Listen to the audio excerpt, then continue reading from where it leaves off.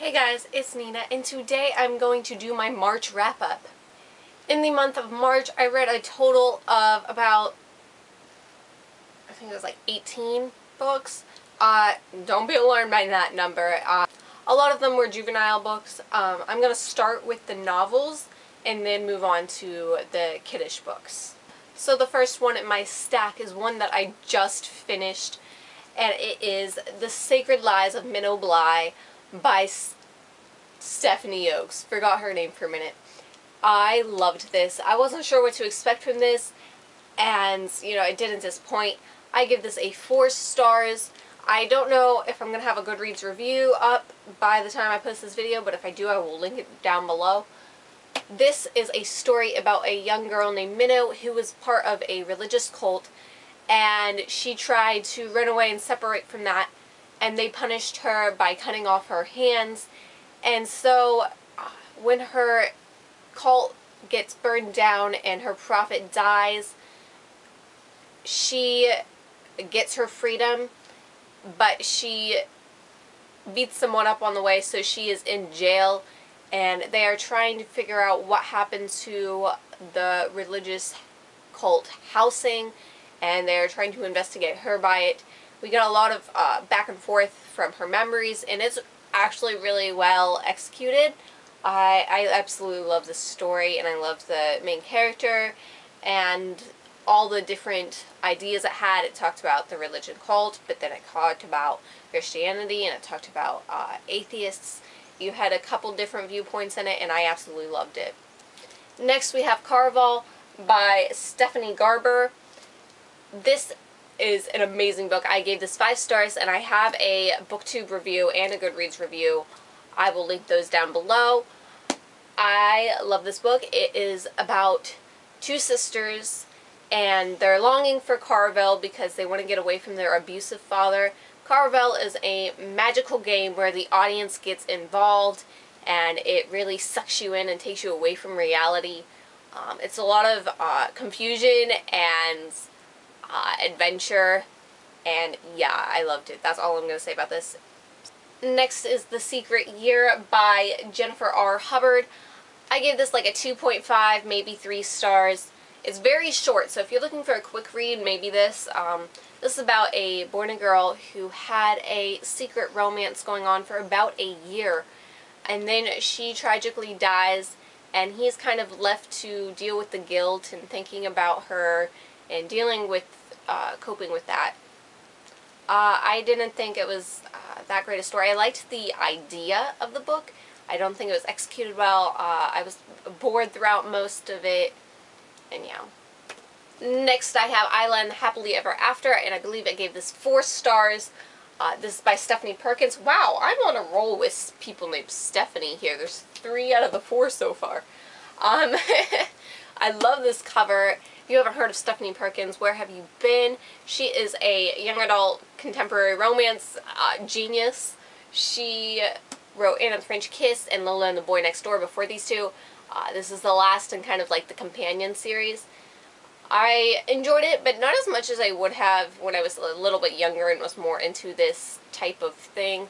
Right now I'm not really into like cute little chickie flicks, but I did still very much enjoy it, and it was well written and adorable, so yeah. Next I have another one by Jennifer R. Hubbard called Try Not to Breathe. I think I gave this one like a 3 stars. It deals with a boy who attempted suicide, and he meets a girl whose father committed suicide, and they kind of have like a little fling together, and she is on a search to find out why her father would do that. So she keeps asking him questions about why he would do that. So, I don't know. It was boring and kind of stupid, and I didn't really like our female character in this. I found her very annoying. So, yeah. Next I have Rebels Like Us by Liz Reinhart.